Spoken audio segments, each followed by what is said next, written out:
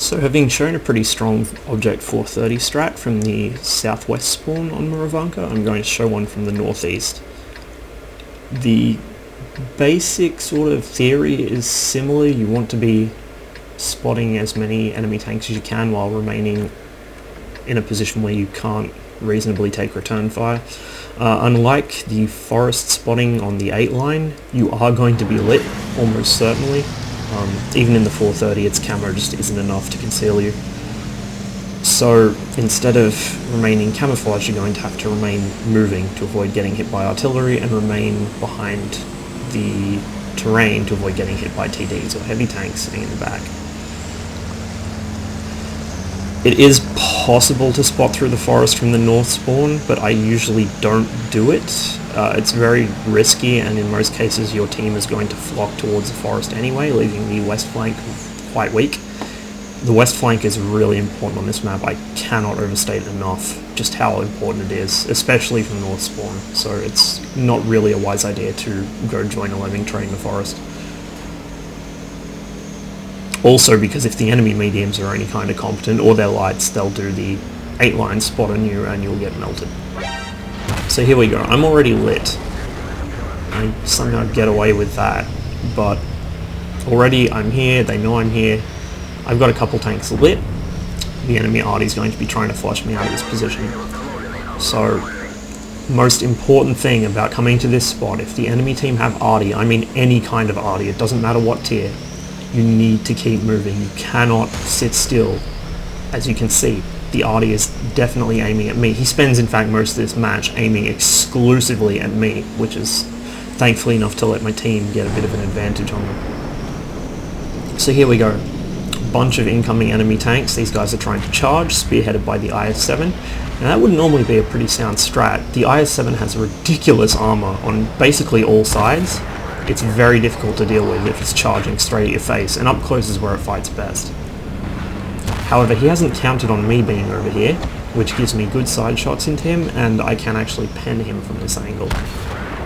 So he retreats as he loses most of his hit points, nearly half of them to me. The E100, seeing what happens to the IS-7, is actually not as keen to push up as he should be. Now, an E100 really should be up there with the IS-7, but because he's seen his friend get almost melted, he's really not going to push now. That's how to effectively counter an E100. If you can stop an E100 from actually spearheading an assault, same with the IS-7, you can effectively deal with them. Neither have particularly accurate guns, neither have very good pen. They're really struggling to hit from a distance. And at that distance you can factor in your artillery and flanking attacks by other mediums, which will quite handily deal with them. The IS-7 spooked. He's actually bailing all the way back towards the enemy spawn, which is good news for us. It means one less gun firing at us from the front. Now he'll still be able to engage some of the forward positions here, like where our E100 and T-54 are. Well, not anymore, he won't. And that's really a good outcome there. Now we did trade an E100 for that, but a lot of these enemy tanks here are missing health now, and they're also reluctant to get a good push going. The E100 is looking at the guys on the crest or on the ridgeline, firing at them while I'm able to put damage into his side. The same mistake the IS-7 made. Now, if there's a medium in this spot, you really cannot afford to push tanks up one at a time. If you are south spawn and there's a medium in the position I'm in now, you need to either all go as one or just not push this flank. You cannot hope to win an engagement where you're being fired at from two sides, and on one of those sides is a very high DPM medium.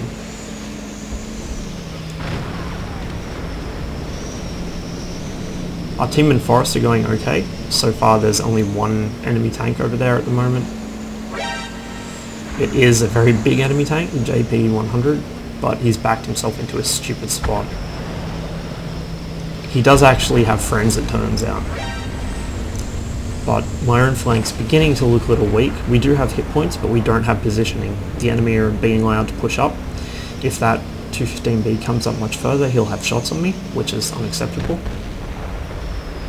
And so I need to forget about the east flank right now and worry more about my own side on that. He gets one shot in there. Now the 215B is very, very high DPM for a heavy.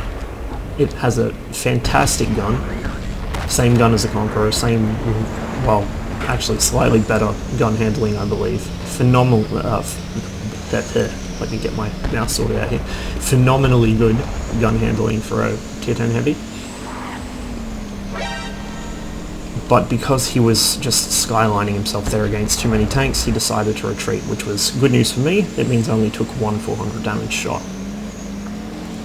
The enemy Waffenträger, thankfully, is sitting far down the back, which is honestly what he should be doing, but he's not putting out the damage that tank really should be. Enemy Tortoise is caught in an awkward spot here. He does get a hit into me there, but that's not a position you want to be in a Tortoise. He's flanked by our guys in the forests. Even if they can't get shots between the houses, I can quite happily shoot into his cupola. At this range, it's no challenge to hit. I also have teammates here, so Tortoise isn't long for this world. As soon as he's dealt with, I'm looking at the map already. I know the Waffenträger is down towards G2, probably moving southeast to look across the village. But I also know that if I'm quick enough, my good camouflage and low height off the ground can make it pretty much impossible for him to get a good clip into me. He might get 1 or 2 shots at best, which I can survive. So I decide to just cross my fingers and dive in here, trying to keep at least a little bit of vegetation and building cover between myself and his last position. Artie manages to land a nice blind hit on the 215B, so there's just the E50 left to deal with, which I'm able to do quite comfortably with just 2 shots.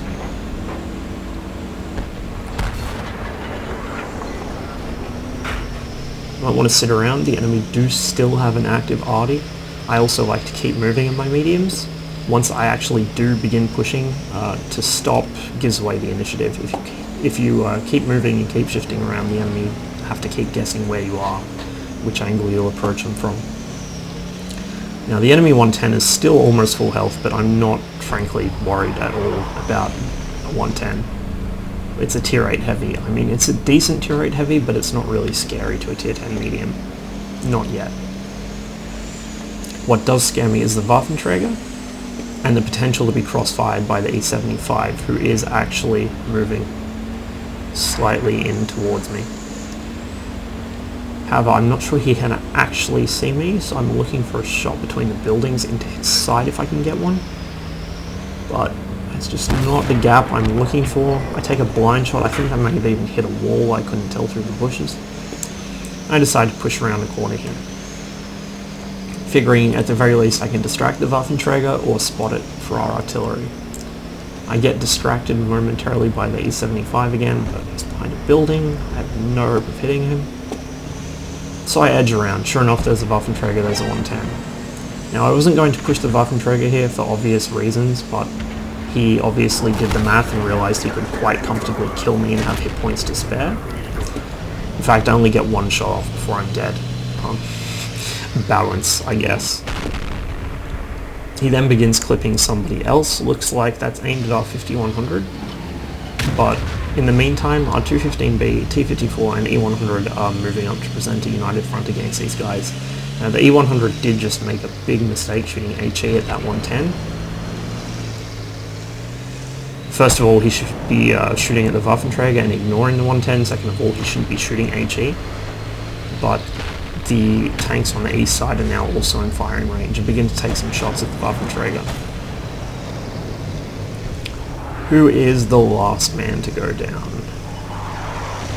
Getting a little frustrated with the E100 there, but it doesn't really matter at this point. We pretty much won the game. And there it goes.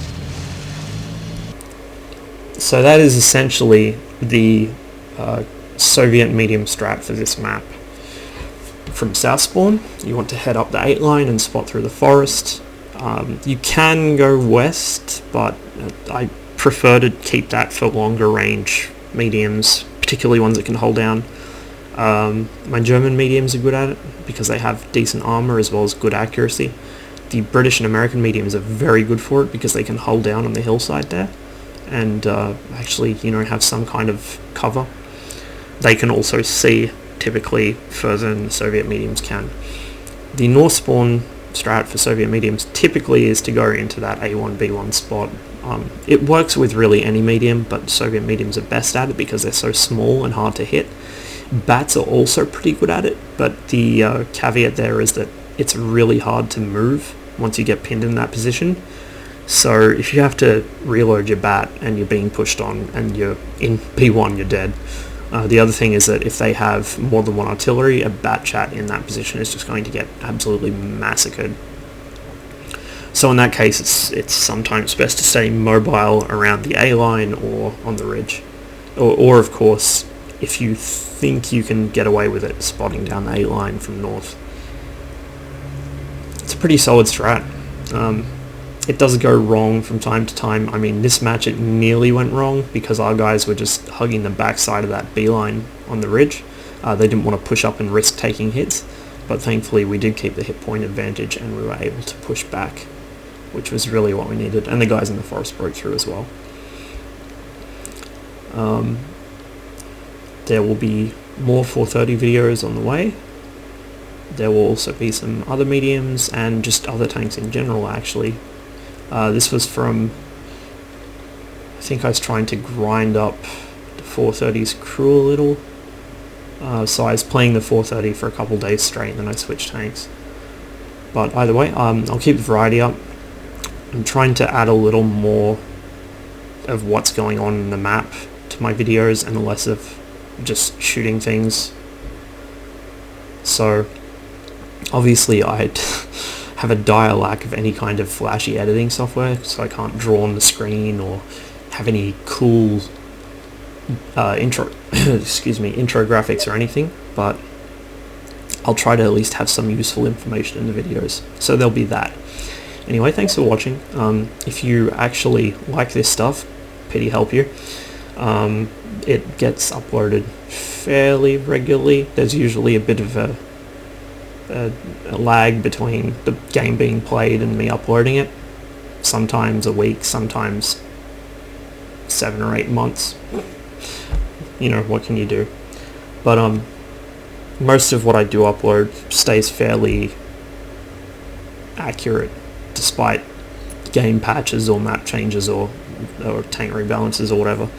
And even if it's not still relevant by the time it's actually public, it might give you a bit of a glimpse into how the game used to play, which is especially useful for people who have just gotten into World of Tanks or people who maybe got in after the end of the beta test and want to see how it looked beforehand. I have a lot of very, very old gameplay videos on this channel. If you go digging around for long enough and you're willing to brave just how terrible I was back then, you'll be able to find plenty of that.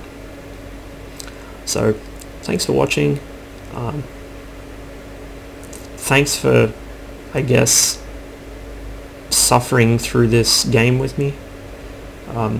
And I wish you and your sanity all the best as one World of Tanks player to another.